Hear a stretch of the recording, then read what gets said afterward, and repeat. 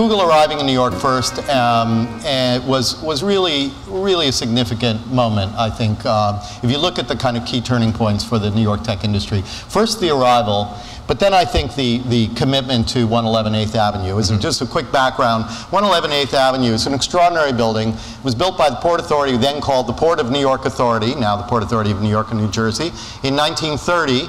As a kind of an office building for the Port Authority's own offices, which was already fast growing. They were about to open the George Washington Bridge and become one of the richest authorities in the world, but also as a kind of a vertical factory where they could actually bring trucks up. It was in that transition era when they were still seeing if you could make manufacturing in New York and Manhattan specifically, which was, by the way, the largest manufacturing center in the world, but now the move was already to sort of vehicular based. And so they were trying to do this transitional thing. They built this amazing building. It takes up, first of all, one of the largest buildings. I think it was the largest building in the world when it was built in terms of square footage. It's only about 18 stories tall, but it takes up a full New York City block. And the Port Authority, by the way, they designed and built, engineered the World Trade Center from the Port Authority building. They could look and watch it being built. But of course, when the World Trade Center was built, they moved their offices to the Trade Center. And so the Port Authority building continued as a kind of grade B, office building. But in, was it 2006? Yep. You guys started looking at it, and why don't you tell the story? Why did you go, what was interesting to you about that building, and tell us the story of what then happened. Well, at the time we were in Times Square, so that's where, I didn't found the New York Google office, that was Tim Armstrong. So there was already, when I arrived, a sales team of about 50 or 60 salespeople, and they'd put that in 40th and Broadway. So right in Times Square, pretty convenient to a lot of the advertisers.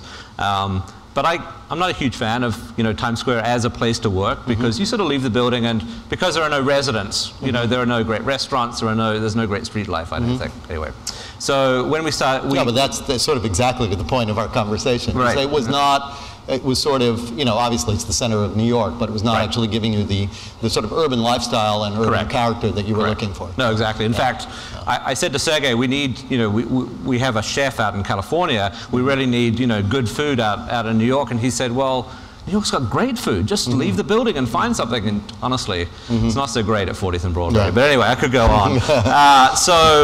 We also were in a building which had floor plates of about 29,000 square feet. And so as we grew, we added 1 floor and then 2 floors, and then we're up to about 7 floors. And there's a psychological barrier. Even if you're relatively close to each other, taking an elevator or something, people just won't.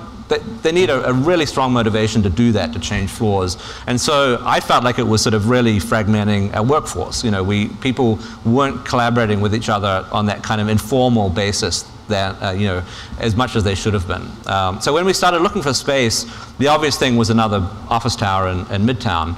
But I'd visited a friend years ago at Barnes & Noble and sort of seen this crazy, as far as I could work out, it was infinite in size, right? This building, right? You it certainly feels like it. Yeah. And so I said, we should really look downtown. And so nicely enough, the sales folks said, okay, we'll at least take a look. And there's an entire floor that Prudential Insurance had just moved all of their file cabinets out of. Imagine 5 acres of filing cabinets. So they had just all left. And there was this huge space, completely raw, many columns and a couple of loading docks and elevators. But it was available, and so it turns out that the salespeople even fell in love with it, even though it wasn't as convenient for their purposes. And we moved in 2006.